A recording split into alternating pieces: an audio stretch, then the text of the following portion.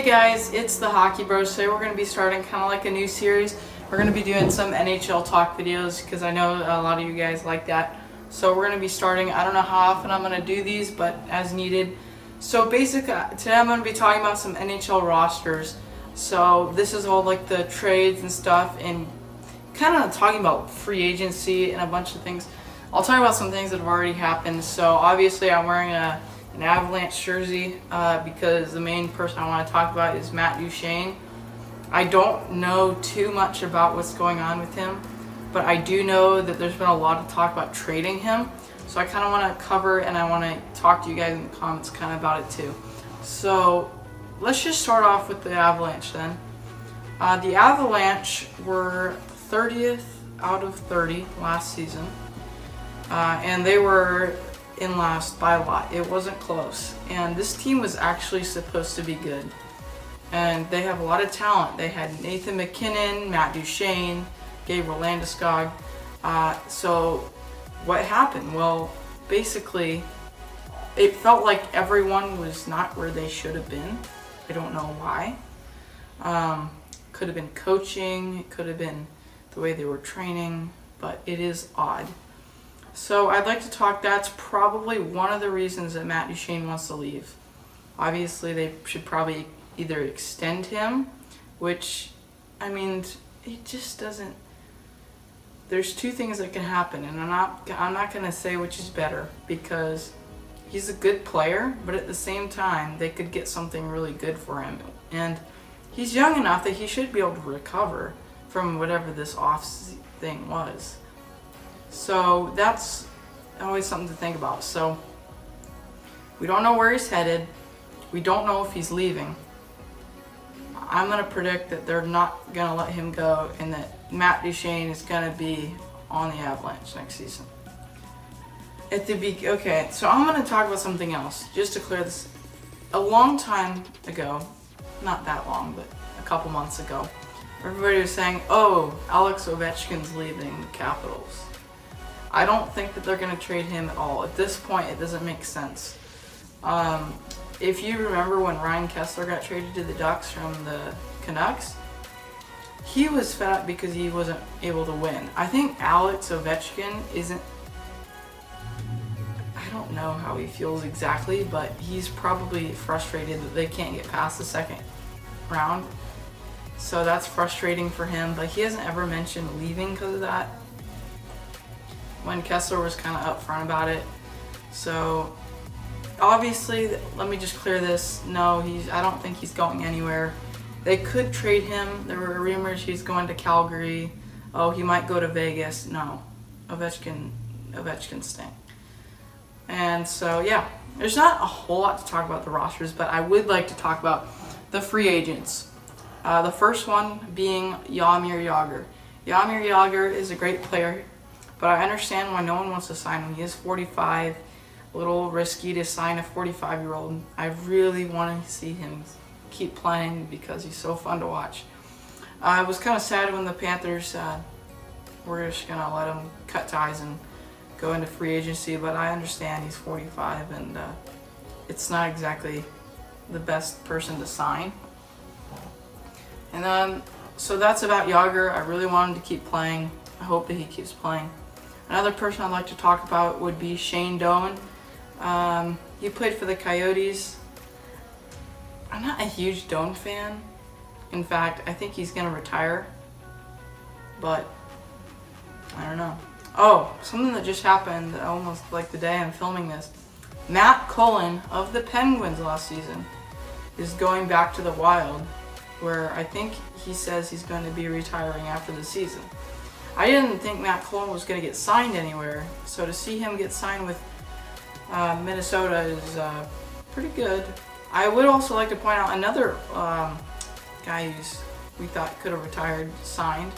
I'd like to also talk about first Patrick Marleau, and then I'll talk about Joe Thornton. Both of them were star veterans on the Sharks. And Patrick Marleau decided to sign with the Toronto Maple Leafs. So the Toronto Maple Leafs definitely needed a veteran, but I'm not sure if this is the perfect fit, but we'll have to see what happens. They obviously have young players like Matthews, Nylander, Marner, you know, they don't have really a good veteran there. So I think Patrick Marleau hopefully is a good fit. We'll have to see. Joe Thornton, obviously, he's staying with the Sharks. I thought that he would have followed Patrick Marleau, but I don't know. Surprised that Marleau left the Sharks, though. I mean, yeah, he was a free agent, but I thought he might re-sign with the Sharks, but he didn't. So now Thornton and Marleau are on different teams. Thornton has, I forget if they sign him 1 or 2 years, but he'll probably, his career will be done after that. Another player I'd like to talk about would be Chris Kunitz, another Penguin. He was on the Ducks in 2007 when they won the Cup, and I think he has the most Stanley Cups of any active player at the moment. And so he signed with Tampa, which he says gives him another chance for a Cup, I think, is what he said. But I think the Penguins have more of a chance to three-peat than the Lightning do to win the Cup. They are a good team, but I think their weakness is they somehow didn't make the playoffs last season, and I don't know. Another thing I like to Ben Bishop. This happened, and okay, I'm gonna talk about the Stars too now, but I don't know about the Lightning. They don't have Ben Bishop anymore. Ben Bishop was kind of had a downward season.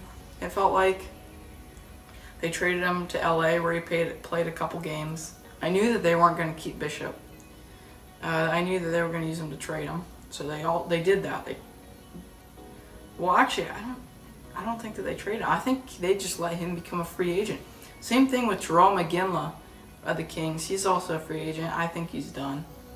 He used to be on the Avs too, but they traded him away for Dwight King, I think it was, or was that the I don't know. Dwight King also left the Kings. So yeah, there's a lot of stuff that's going on. This brings me to the Stars that I think had the best off-season moves I've ever seen. I knew they had great players. In fact, I think they're my second favorite team. Something about them I like that team. So what happened was, yeah, they have Tyler Seguin, Jamie Benn. Yeah, we all know that. But they had 2 goalies who I thought were pretty good. Kari Lehtinen and Antti Niemi. Both of them did not seem to perform to where they should be, especially Niemi.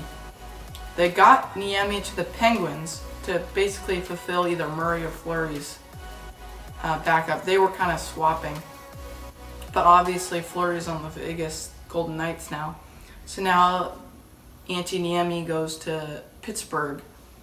And so that means that they have Lehtinen, they get Bishop, one of the elite goaltenders in the league. Hopefully he gets better. And the Stars will be back.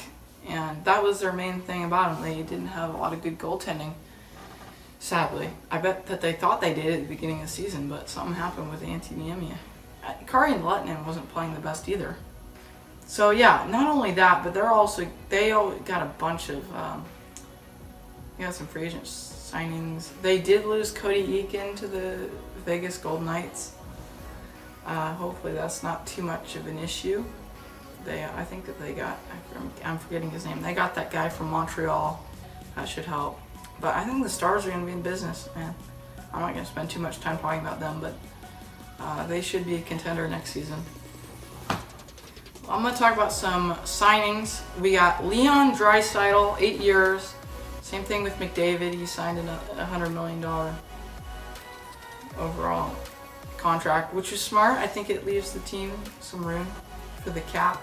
Obviously, if he signed for more, the team doesn't have much growing opportunity. So I think he made the right decision to sign for that amount. Leon Draisaitl, no-brainer for the Oilers to try to sign him. And Leon Draisaitl, good decision for him. I don't like the Oilers, to be clear. I'm just talking about it. But if you were an Oilers fan, I think you'd be pretty happy about getting McDavid and Draisaitl. You got to keep those two together. So I'm going to be talking a little bit now about some more signings. We have Patrick Eaves for the Ducks, my team. He signed, I think it was, I forget the amount of time he signed, but he signed a contract. It's between 2 and 4 years. I don't know what it was. But he signed with Anaheim. Good move. He was kind of a breakout player last season. He scored over 30 goals, which is pretty good for him. So proud of him. He kind of goes up to be where Corey Perry was before. Oh, this is another thing that we got to talk about too. What will happen to Corey Perry? Will Corey Perry have a comeback season, or is it on the downhill because of his age? To be honest, I'm going to predict he's going to be around the same as he was this past season in 16-17. I think he could be better, and I know he can be, because we've seen this happen to other players before have gotten better. And Corey Perry has that potential. You know he's trying. So hopefully he gets better. That's all I can really say about Perry. Hopefully I'm not forgetting really anything. I think I've covered kind of most of what's happened. I'll have to look real quick, and then I'll give you my final thoughts. Alright, we're going to talk about some other big pickups from the other teams very quickly, because I know this is getting a little long. First, I'd like to start with the first team in the league, the Anaheim Ducks. Picked up Ryan Miller in free agency because they did lose Jonathan Bernier to the Avalanche. Another key pickup for the Avs. Better goaltending alongside, now that they don't have Calvin Pickard, they have someone to go with Fulmalov. I can't pronounce his name, sorry. They have Jonathan Bernier, who could be a starter. I know that their current starter has an injury, so he should be able to play some very good hockey. I know he was great on the Ducks. He had his off times, but going back to Ryan Miller will probably be better than Bernier. This is a good pickup for the Ducks. Their goaltending will be safe at all times alongside John Gibson. Very good young goaltender that I think that the Ducks are going to put a lot of faith in this season. Arizona Coyotes. They have made some pretty big offseason moves. They acquired Derek Stepan and Antti Ranta from the Rangers, and they sent Mike Smith to Calgary. So, first of all, I'd like to talk about Derek Stepan, an elite center. This is really going to boost Arizona's game. I think they're still not going to be playoff contenders even. They won't contend for a spot, but they will be better. I'm worried about Ranta replacing Mike Smith. I think that might be a step down, but we'll have to see how he does, because obviously Ranta was a backup. So we'll have to see what happens with Ranta, and I'm going to be watching for Mike Smith in Calgary. I think Calgary's going to be probably better too, because now they have Mike Smith, who's obviously not had a chance to shine on a really good team, because Arizona has always been a little bit behind everybody. And I'm hoping that not only gives Mike Smith, but also going back to Ryan Miller. Ryan Miller's always been on teams that haven't been doing too well. So Ryan Miller will also have a chance to shine on a good team with the Ducks.